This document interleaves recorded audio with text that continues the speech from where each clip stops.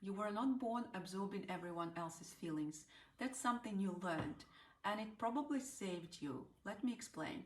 You might call yourself an empath or highly sensitive. People lean on you.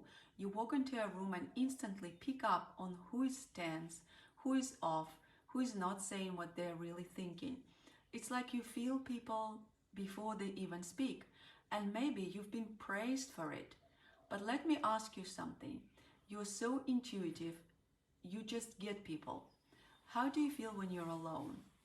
Can you find yourself in the silence, or are you still tangled up in everyone else's energy? I've worked with hundreds of high performers who are exceptional at what they do. Smart, capable, emotionally sharp, but under the surface, they're exhausted. Not because of their work, but because their nervous system never gets to rest. It's always scanning, reading, anticipating, managing the energy in the room, just like it did back then, when your emotional safety depended on being hyper aware of someone else's mood. For Joanne, a client I worked with, this started with her mother, a woman who was loud and predictable, emotionally chaotic. As a child, Joanne never knew which version of her mom would walk into the room. So she learned to monitor, absorb, attune, because that kept her safe. She became brilliant at it, so brilliant that even as an adult, she couldn't turn it off. And she thought it was her gift, but it wasn't a gift.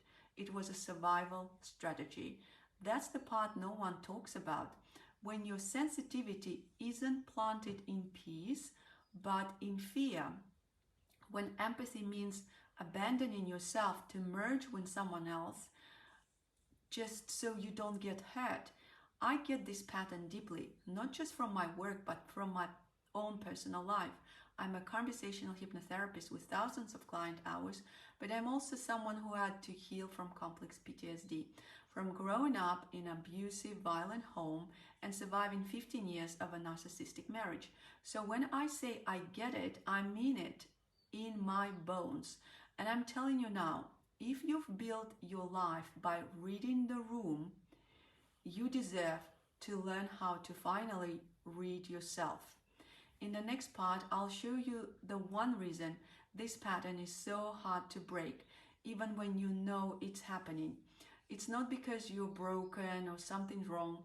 It's because your body still thinks this is how you survive. Stick around, we're going deeper.